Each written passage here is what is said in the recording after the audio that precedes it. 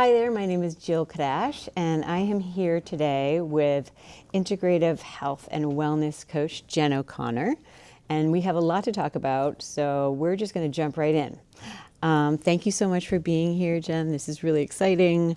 I really want to do more of this stuff, so you're breaking the seal here. This is awesome. So what I would love to start out with, just to give people a lay of the land, is what does it actually mean to be an integrative health and wellness coach, and is coach different from like care provider? Yeah, those are great questions, and thanks so much for having me here. It's really exciting to be here and to talk about this this path and this work.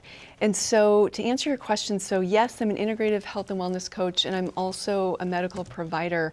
And there are differences between the two roles. However, there's a lot of room for integration and to complement one another. And so in my work as an integrative health and wellness coach, I own Sustainable Wellness, and I work with active women in midlife to help to optimize hormonal balance through lifestyle changes, specifically focusing on nutrition, movement, stress management, and sleep, so that they look, feel, and perform their best now, but then also down the road for years to come.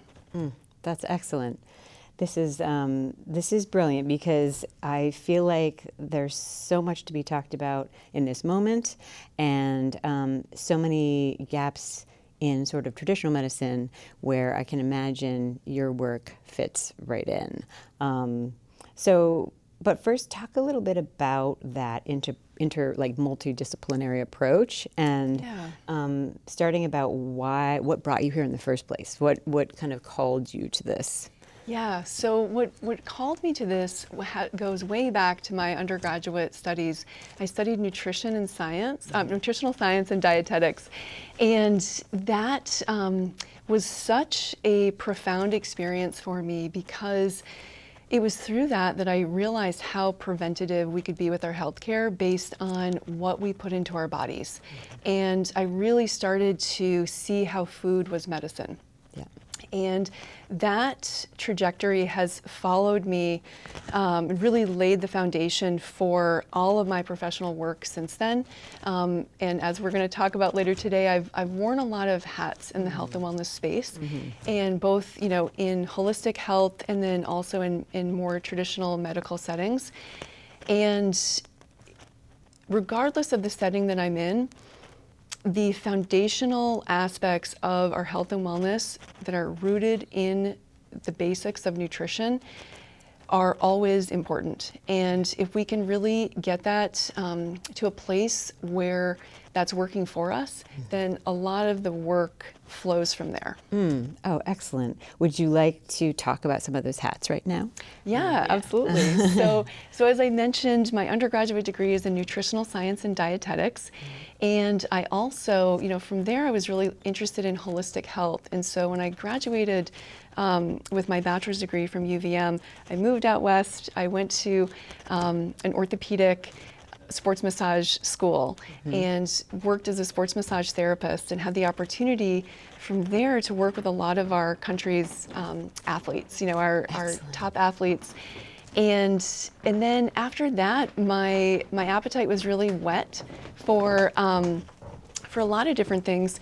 And so I decided to become a yoga instructor. Oh, nice. And I also decided that I wanted to really focus on how I could integrate these aspects even more. And so then I became a physician assistant, and I work in orthopedics and sports medicine. And from there, I have been able to use all of these practices with mindset, with yoga, and also sports medicine and massage to work on the Olympic stage. So I've had the opportunity to travel for 9 years with 3 different national teams and serve as a medical provider at 2 different Olympic Games. Oh, that's fantastic. Wow, that must have been quite an experience. Yes. And were you working with athletes from all different disciplines? So I worked with 3 different teams. When I started off in 2013 working with the U.S. Paranordic ski team. And so I got to go to Sochi, Russia with them. Amazing. And prior to that, I traveled with them for a year. And then I worked with the U.S. mountain bike team for about 5 years. Fantastic. And traveled internationally with them on that circuit. And then I was asked to join the U.S. triathlon team to work with them for about a year before, and then at the Tokyo Olympics as their lead medical provider. That's incredible. Well, thank you. What a wonderful background. And do you find that for these really high-end athletes, and I know you treat everyone, but at this level, are you finding that obviously the nutrition element, as you mentioned, is really, really important. But what about the mindset element and the sleep element and those things? Are you finding that you need to encourage and nurture those just as much, or where do you find the need, I guess? Yeah, that's a great question. At that level, the athletes have spent a lot of time leveraging, getting to know themselves really well, knowing where they're strong, knowing where they need support, and they have spent a lot of time really tuning into that and finding a team that supports them in a lot of different aspects of their life. Because what they realize is that when they have a team that supports them and they're really honing in on not just the things they feel confident in, but also looking at the things where they can grow, that when they have structured support around that, that's where they can really thrive, and that's where they can really elevate and win gold medals and silver medals and things like that. So yeah. And do you find that group element is huge? And I think I was reading about this somewhere, and I can't cite it, but this idea that the difference in some cases between a gold medalist and someone who almost makes it or competes, but or maybe doesn't make the Olympics, is in fact this ability to have positive reinforcement and self-talk within your own mind. Yeah. And I wondered if you have noticed that or worked on that with people. Absolutely. So a lot of the women that I work with, so I work with active women. I'm not working with Olympians anymore. It's been such a great experience. And after Tokyo, I decided to transition and just be based in Vermont. And then really launch my health and wellness coaching business in addition to continuing to be a physician assistant part-time. And so, the women that I work with, a lot of them, like one of the barriers that I find that they have is they come to me and they're oftentimes really overwhelmed with information, because in midlife, there's so many different things that are going on, lots of different hormonal fluctuations, but there's also, women are, in midlife, they're taking care of kids. They're oftentimes taking care of their parents as well. It's like the sandwich generation. Sure, yeah. And, they have busy professional lives. They're physically active. They're doing all the things. And so what's challenging is when they start to really be in the throes of perimenopause and their hormones are fluctuating, they don't have access to the same resources that they used to in terms of having this like hormonal balance. And so there's a lot of information, which is great that there's been a spotlight that's really been turned onto this time of life for women, but that can oftentimes be overwhelming because there's so much information out there. And a lot of it, especially if you hop on social media or something, there might be, a little soundbite that says, do this one thing, and this is the thing. And what I have, come to realize through my own life experience and then also decades of working in this integrative field is that there is no magic bullet. Right. And going back to the Olympians, like they are not relying on their skill or their talent or their genetics. It's a comprehensive approach. And that is a structure that I've been able to really, that resonates a lot with me, to employ with the women that I'm working with, because yes, that mindset piece is huge. And a lot of times women feel like they have to do it all, they have to be perfect, and they have to kind of white knuckle through different things. And so one of the first things that I like to provide is education. I feel like that's one of my biggest roles. Because what I also didn't mention was that I was a science educator. So that was several years ago, but that educational piece is paramount for women to understand what's going on in their physiology and that this isn't a time to just push through, that there are strategies, and I also serve to connect the dots of their health journey and help orient them to a structure that's personalized to them, that's in alignment with their goals. Wow. Okay. And so you're kind of looking holistically at their life. Yes. And imagining, okay, for this person, given your family obligations and your career and all of these various elements, what works for you? And I imagine, too, you're encouraging some alteration in that, though, right? Yeah. Because you have to create the space for this self-care, for the wellness, and for sleep. For sleep, absolutely. That's a big one. Yeah. Yeah. And those are kind of like the pillars that I focus on with the coaching, is looking at nutrition, looking at our movement, not just cardiovascular, but also the importance, especially as a musculoskeletal health specialist, the importance of optimizing our bone health and our lean mass, especially in midlife. And so looking at how we can optimize that, combined with some, stress management techniques that we can just have in the back pocket that we can pull out when we need to, and really protecting our sleep, treating it like it's an important appointment that we have to maintain, because that, that 7 to 9 hour window is really critical for a lot of functioning in many of our systems. Absolutely. This is really hitting home with me, because last night, for some strange reason that I can't identify, I was lying awake until 3 a.m. And I think it was just the mind. And I think I probably didn't do enough sort of setting the stage for sleep things beforehand. I did read a lot, and so my mind was very engaged in that book. But man, I could not believe that was 3 hours at least of hemming and hawing and thinking, should I just get up and give up, Yes, yes. And so, part of me was like, all right, note to self that something's got to change, right? Some rhythm, some ritual that I need to maybe develop to have it be just more reliable. Absolutely. And that's, really the underpinning of this work, is looking at how do we build our stable foundation, right? And what kind of structures can we put in place that are practical, that are realistic, that are doable, and that give us enough structure, but that we can lean into it and that we feel confident in the structure, but also flexible enough to know that we are not perfect. Right. Another one of my mantras is progress, not perfection. And, because again, women hold themselves to very high standards. Yes. And what can often happen is, they can start on a path thinking that this is the thing that's going to be effective for them with, great intentions. And then maybe something happens and they get, derailed, and then it can be sometimes really challenging to get back on. Absolutely. And so we give ourselves grace in those moments, and we go back to the structure. Yeah, we right. Go back to have process. That place to return to that you knew worked before. Yeah. Yeah, because those dislodging things, they're going to happen, right? It's the way it is. And I wondered, I guess stemming from that is this idea of like, have you noticed in your experience, especially since you've been working more locally with non-Olympic athletes,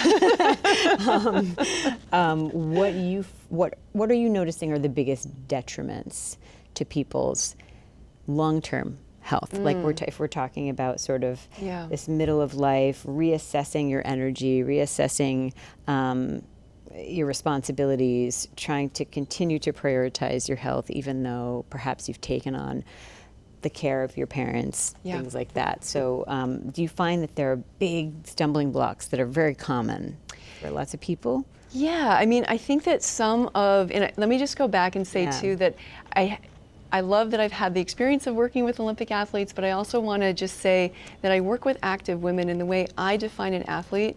If you're active, you're a woman, and if you're a woman, if you're active, you're an athlete. And so I just want to also just clarify that, because sometimes people can hear different language and say, oh, that is she's talking to me. Is that really? Do I identify that way?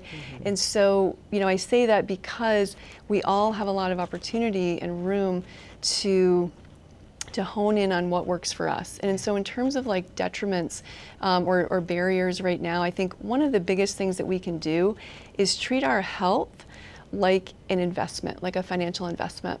And so when we start thinking about retirement, hopefully we're not thinking about it when we're in our 60s and 70s. Hopefully we're starting to think about it in our 20s and 30s, because that is the time, it's never too late to start, but the sooner that we start, the bigger our return on our investment's going to be. And so we have so much opportunity in our 20s and 30s to really get these structures and these templates in place for us to be moving forward, so that we're building our bone health, we're building our lean mass, because those are the things, and really like nailing our nutrition, because those are the things that when we're in our 70s and 80s, that is going to be, one of the biggest assets to helping us live with longevity and be thriving in our life and be living independently, so that we avoid things like hip fractures and needing to be in assisted living, because we have the strength in our skeletal structure and our muscles to be able to do those activities and live independently. Yeah, and it's been built over time, so it's sustained and sustainable. Absolutely. Based on the good practices. Yeah. You mentioned bone health, and I'm not sure I'm going to remember the term, but it sounded like muscle mass, perhaps. So I know, and I've been learning more now that I am of a certain age, about the importance of bone health and how weight-bearing activities are. I don't know if they're more important now than they were before, but they're certainly really important to not only build the muscle mass, maybe even build it back if you've had a setback. And then why is that so important, I should say? And how does that integrate with bone health, if it does, or can you combine the two? Because I feel like those are two really big things. Yeah, those are two really big things, and I'm so glad that you brought that up. And this is something that is very important to me, as a woman in midlife, as an orthopedic physician assistant, and also as a health and wellness coach that works with women in midlife to optimize their longevity. And so the way those work together, we talk about, I think it's important to talk about estrogen. So this is one of our hormones that is extremely important. We have estrogen receptors on just about every cell of our body. And so when we go through perimenopause, which is typically in the 40s, there's a lot of fluctuations with our reproductive hormones, particularly estrogen. And so women who come to me often have a lot of different symptoms that can stem from weight gain that's unexpected, unexplained, to fatigue, to having sleep disturbances, which we talked about just a little bit as well, and so they have, and brain fog, and those are just some of, just a handful of many symptoms associated with peri and postmenopause. And so those are the things that we oftentimes tune into, because that is what we see and what we feel. But the other process that's happening, that's more of a silent process, is we're also losing bone mineral density.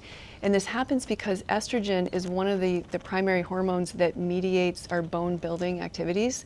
And so our bones are living tissue, they're very dynamic. And so we have, different processes that are breaking bone down and then building it back up, which is very active when we're younger, before we hit perimenopause. And so when we don't have access to as much estrogen, the process that's breaking down the bone is still happening, but the building is not happening. And so when, around the age of 30, we all, men and women, all start to lose a little bit, about 0.5 to 1% of their bone mineral density.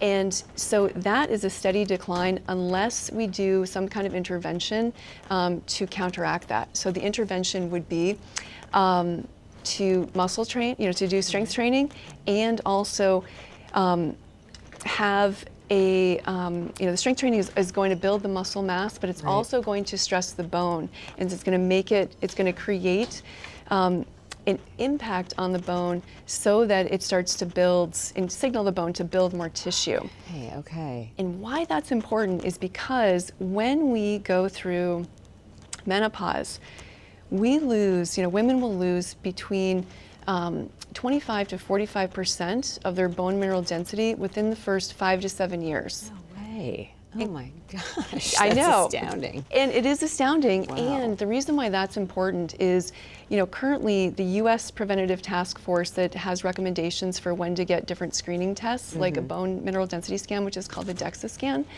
that isn't recommended until the age of 65. Oh, okay. And so when women are not aware that this process is happening and the recommendation for the test isn't until 65, then that often surprises women when they have, they get diagnosed with osteopenia, which is softening of the bones, or osteoporosis.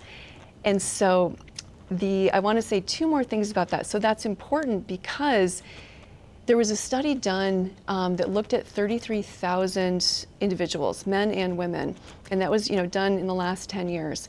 And what it found was that of all of the hip fractures that happen in the United States, 70% of them were women. And of those 70% in this study, 30% of the women who experienced a hip fracture died within a year of that hip fracture.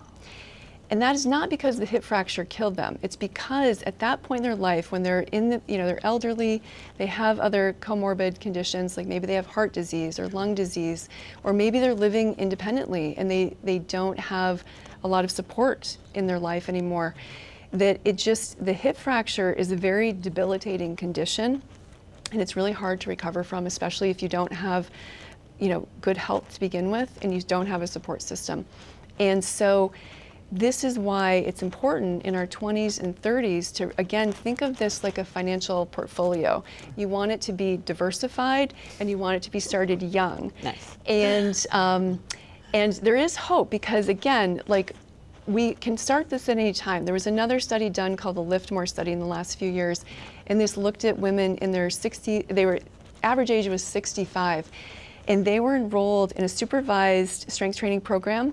They did this for 8 months, 30 minutes a day, 2 times a week. And they, at the end of this 8-month period, women who were in their 60s who had osteopenia or osteoporosis made a meaningful change in their bone mineral density just in this short period of time. Wow. And so, yeah. That is incredibly encouraging because I think, the last thing I would have imagined is that age 30 is when things start to shift. Yeah. And not knowing it, unless you have an intervention or they need to scan you for other reasons until you're 65,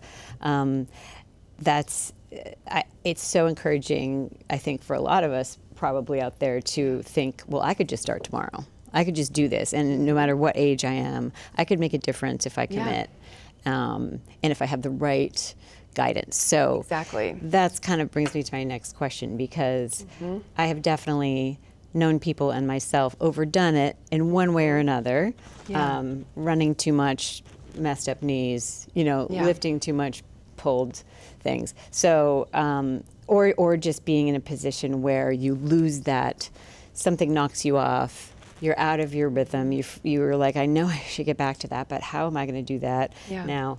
And so I just want to talk a little bit about how these are all excellent scientific and medical facts, and this awareness is so, so key. Yep.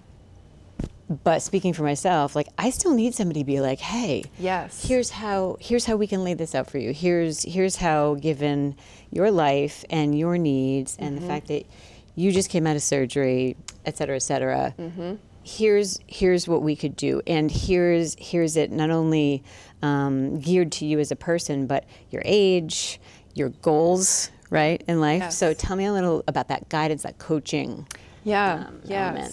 So many things to mention there. So basically, women that I'm working with are coming to me with a lot of different things, and some of the important ones that we talked about before are looking at this unexpected weight gain, and also the not knowing what to do in terms of how do I eat, not only to lose this unwanted weight that just kind of appeared overnight. I hear that all the time. But also to really set myself up well for the future, because they've heard some of these studies too. And so we start where they are. Yes. And we make small, consistent changes over time. And I hold the women that I'm working with accountable. And so that accountability piece with clear structure provides a framework that we, have the advantage of being able to, we meet regularly, and we talk about the barriers. We set them up well for things that are a little bit on their growth edge, so it feels like a stretch, but it also feels doable and realistic. And then we have the opportunity to touch base again and have feedback, like what's working, what's not, how can we pivot and adjust to keep moving you forward, and really do it in a way that feels sustainable to them. And I hear from so many women, like at the end of working together, I ask them to reflect, if you could go back to when we started working together and give yourself one piece of advice, what would it be? And time again, I hear how consistency and small changes have made such an impact on their transformation. Yeah, you're right. So consistency, I think, is a big one, right? Yeah. Because our lives will throw curveballs at us, but if you can come back to something that's simple and doable, even in, like, do you ever give people, like, well, if you have 5 minutes, 10 minutes, this is what you can do. If you have a half an hour, this is what you can do. Sort of those bite-sized pieces. So if you're like, well, I don't have an hour and a half, so I guess I can't do anything. Attitude, exactly. Like you don't want to go there. Right? And it really goes back to that progress, not perfection. Right. Sometimes it's, you're feeling really, overwhelmed in a moment, and it's like, okay, I'm going to take one breath right now and ground myself. Oh my gosh. And just that breath sends a cascade of reactions throughout the whole body that says, hey, I'm not, we're not getting chased by a tiger right now. We don't have to be, preparing our body, with that hormonal response for being in fight or flight. So we can actually make profound changes just by a single breath. And then again, when we really break things down and we create a structure that feels realistic, and again, like on the growth edge, but realistic, then women have a lot of agency, they have capacity, and we keep moving forward. We focus on making progress every day and being intentional and meaningful with it, and letting go of the perfection. That's not realistic, and it's not going to help if we hold on to that model. So imagine, okay, so I'm somebody who, not me, but just a person is looking to, they feel they're super overwhelmed in their daily life. They have kids, they're taking care of parents or an elder of some kind in their life. They work full time. Yeah. They also want to lose some weight, but they're really worried about losing muscle as well. And they're like, I can't, they think at least that the story, the narrative they're telling themselves is like, I don't even have time to eat breakfast like me this morning. And I am frazzled. So what would you say to that person? Like, all right, where do we even start? Yeah. And then in, say, 2 weeks, that's a nice chunk of time. Yeah. Where could I expect to go? Yeah. So I hear that almost verbatim from a lot of women that I work with, because again, that fits the demographic. You know, we're busy, we have a lot going on, and we don't know where to start. And again, there is no magic bullet. And so where we start is where she is. And we start oftentimes with nutrition. And so not making, again, this is a lot going back, to my undergraduate career of learning how important our food is and how food is medicine. And so I look at what are we putting in the body, and really emphasizing protein, like high quality protein, whole foods, fruits and vegetables, and looking at healthy fats and high quality starches. And so we talk a lot about how can we optimize our time so this does not need to take a lot of time. How can we prepare this so we're thinking ahead and we are putting things in place so that this gets to be easy. Yeah. And we work with the schedule, chunking it out in certain blocks of time so that we're planning, we're shopping, and we are meal prepping for a few different meals so that it's ready, so we can make choices that are in alignment with our goals, and that by doing all of those things, we're also, like, the ripple effect is real. So when we start having, food that is of those, the criteria that I mentioned, those characteristics, then I hear from women all the time, I'm losing weight, I'm sleeping better, I have less joint pain. This was one woman that I worked with, she told me about when these changes, the nutrition changes we made, so many different things, changed for her, and she was able to start running again. She was feeling really good, and she's been able to keep the weight off, and she feels like it's very sustainable because, again, it's not based on a hack or like a processed food or a quick grab and go snack or some soundbite. It's actually based on getting back to what our stable foundation looks like and how we can build that into a woman's busy life in a way that's realistic. That is excellent. This makes me think about breath work because it's different but related. Yeah, absolutely. And so, because sometimes it's like, well, all of the food is huge. Mm-hmm. I can't get to the grocery store this week. I just, like, in this moment right now. Yeah. I'm at work, I'm in the middle of a conversation, a challenging conversation with a family member. Yeah. I just need to, like, collect my nerves a little bit. And there are some wonderful breathwork exercises that I'm familiar with. I'm wondering if you have any favorites. Yeah, so I'm not a breathwork coach, but I do have a background in yoga.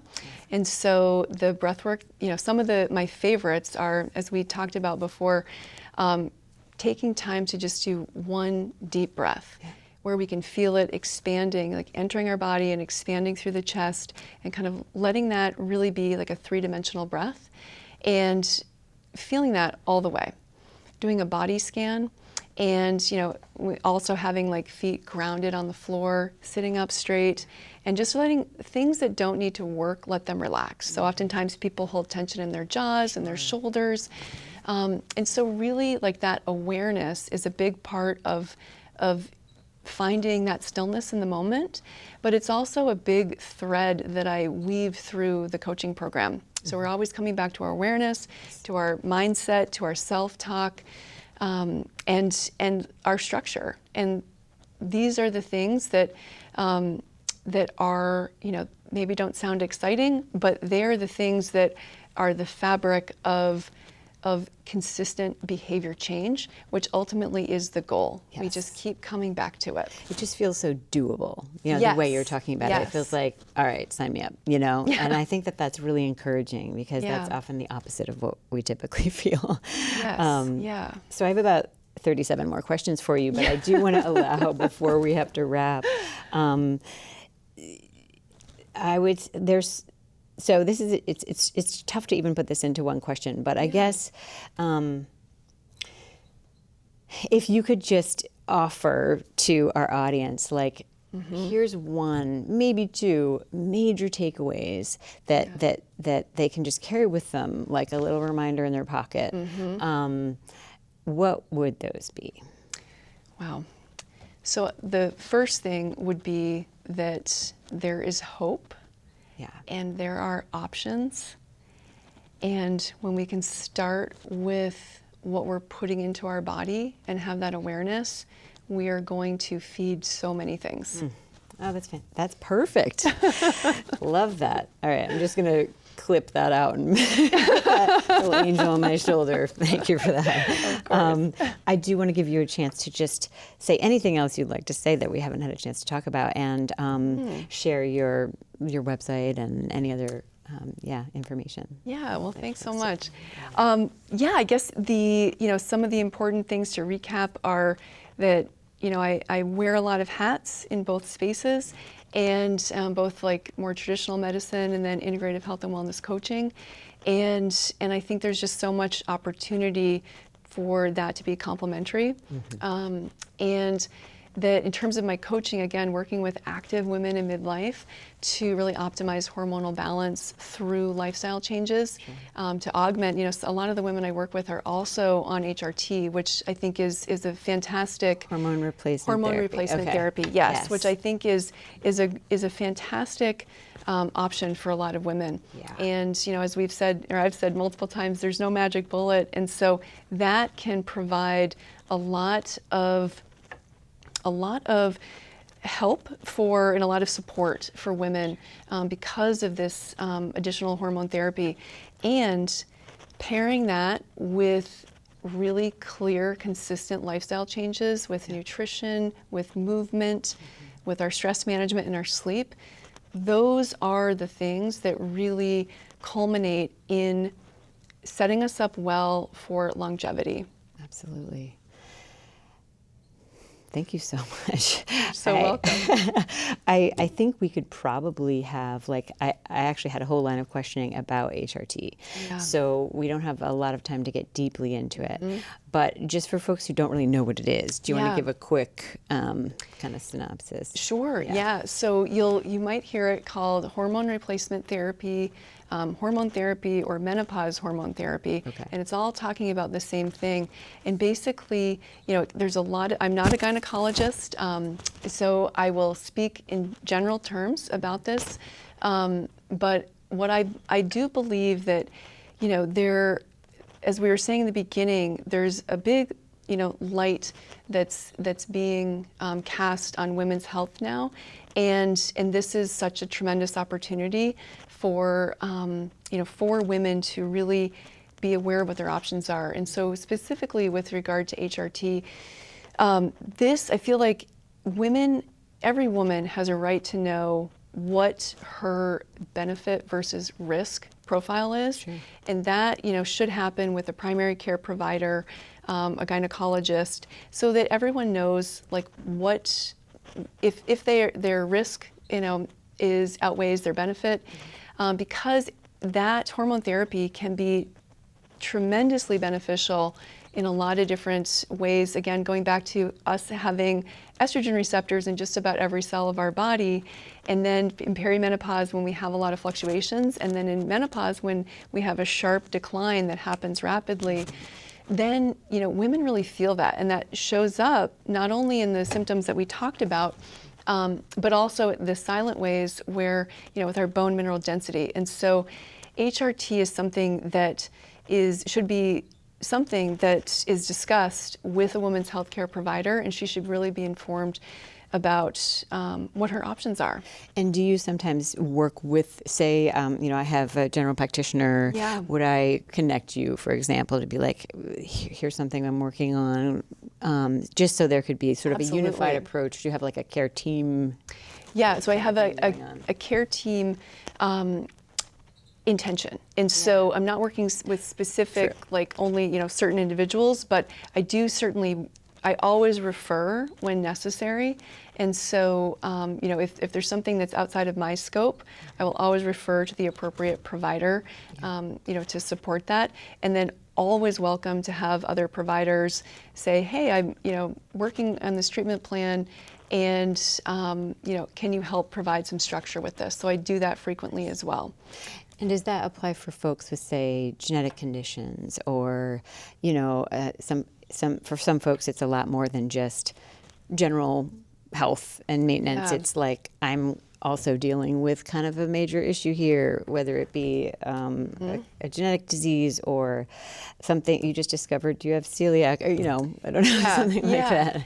Yeah, that's a great question. So in my role as a health and wellness coach, I'm not acting as a medical provider. Right. I always come with evidence-based strategies and resources. And so I would likely defer some of that to the primary care provider, whoever the referring provider is, and then also do what the research suggests to help support the individual. Nice. Excellent. Yeah. So please tell us about your website. Please tell us Yeah. about your social media handles, if you have those. Want to make sure everyone knows how to reach out. Yeah, absolutely. So my website, so the best way to find me is probably on my website or in social media. So my website is sustainablewellnessvt.com, and my Instagram handle is sustainablewellnessvt.com, or Perfect. just VT. So same thing. Nice. And yeah, please feel free to reach out on either one of those platforms, and I would love to hear from you and talk about how we could work together to support your health and wellness goals in midlife. That's fantastic. Also, do you have a yoga practice? Just curious. I do. Yeah. Yes. Yoga is foundational for me, and that is another way that I really think of health and wellness being integrative, because the word yoga means to connect the mind and the body. And in the West, we oftentimes we do the asana, like the postures, and there's actually, as you, it sounds like you really know with like your breathwork background too, there's a lot more to yoga than the asanas. And so when we can, envelop it and really look at, again, how one action that I have really affects something else, and look at the ripple effect and how that can reinforce something, then we have union, which means, that yoga to connect the mind and the body. And that's where we have a lot of capacity and a lot of potential. I've often heard that if you're doing only asana without the spirit or breath work, you're really not doing yoga at all. Yeah. And I think that's true. You could just be like throwing yourself around a mat, without that intention. Yeah, which is fine. Sure, I mean, you could do that too, right? Yeah, and when we add another layer to it, then we also add opportunity. Yeah, excellent. Well, that's fantastic. I think about too, I mean, we've been talking a lot about folks in sort of midlife and thinking a lot about longevity, but for women who are in their 20s or 30s, or maybe they're just starting to think about having a family, or they're a young mom and they have a few kids, are there key nuggets that you would want that are distinct, different from sort of a woman in midlife that you would advise or want to share? Yeah, so I like going back to that financial portfolio idea. So it's never too early to start. And again, with the strength training specifically, we alluded to this before, but I also think that it's really important to listen to your body and get specific guidance. And I hold accountability for women. I provide a lot of education, but when they're entering, they're new to strength training, it's really important to have a trainer or someone that's guiding them through, at least for a little bit, just to get started, so they learn the moves and they know how to move weight, because we want to be progressively overloading over time. And so, in our 20s and our 30s, start with habits that are going to continue to feed us in the future. Yeah. So eat well, move often, move with intention, focus on stress management, and get really good sleep. Again, thinking about how important that 20 to 30 year age group is for our bone mineral density. So those are things that I absolutely encourage everybody to start when you start, but if you have the opportunity to start earlier, then that's going to set you up better. And I want to also say that one of the most exciting things that has occurred with this work is the conversations that I'm hearing with the women that I'm working with is really showing me how much this work is changing the narrative on women's health. And so women are talking about not how little can I eat and how small can I be, but how can I be strong? And how can I fuel my body to live the life that I want, to do the activities that bring me joy, not just today, but in 20 or 30 years. Yeah. And they're having these conversations with the younger women in their lives, their daughters, when they are in their 20s and their 30s, or maybe even teenagers. And so we get to rewrite this script, this narrative of what does health look like? And health really looks like being strong, being capable, knowing how to fuel your body well for the activities that bring you joy. And that, again, is where we have so much opportunity. Yeah, and feeling it, I mean, much more than appearance is just this sense of like, I feel good, I feel light, I feel like I'm capable. Yes. And I imagine that, what would support that is a lot of this other work you do, where you help people kind of ground themselves and make sure they're creating time for themselves. Yeah. And I think the whole idea, and I think we all probably could work on this a little bit, but this idea that it is as much a priority as anything else. Yes. You know, going to a dentist appointment always seems to make it on my calendar, Right. but going to the yoga studio doesn't manage to for some reason, you know, and so it's like reminding oneself, you know, this is totally worth it, maybe even more worth it than some of the other things I carve out time for. Yeah. And it is cumulative. Yes. And it helps sustain. And of course, you know, it's a bit of a cliche, but like if you are well for yourself, you can be well for other people. 100%. And that's a big deal, you know. And I think that, you know, the octopus mom thing where you're like, women have so much, we do so much, and it's okay also not to.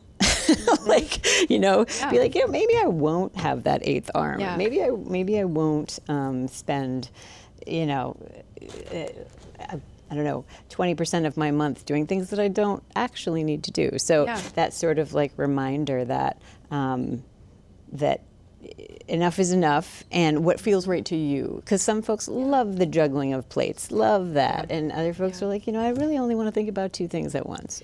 Yeah, exactly. And so really finding what that right balance is for each woman, and again, that's part of the beauty of coaching, you know, doing one-to-one coaching, because you can create a personalized plan that works with them.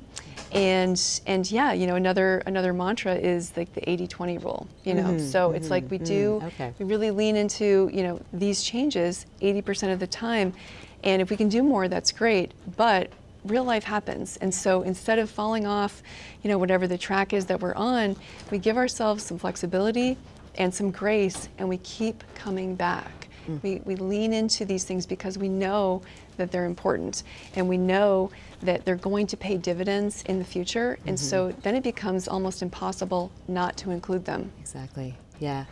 Thank you so much, Jen. This has been an incredible conversation, and I feel like we could continue talking for another hour, but we do have to wrap it up. So I really appreciate you coming on the show. And folks, you can find Jen's work at sustainablewellness.com. Yes, is that right? Yes. And yeah, we hope you'll check it out. Thanks so much. SustainableWellnessVT.com. VT.com. Add the VT. Exactly. Okay. All right. Thanks so much, Jill. Really appreciate it. Thank you.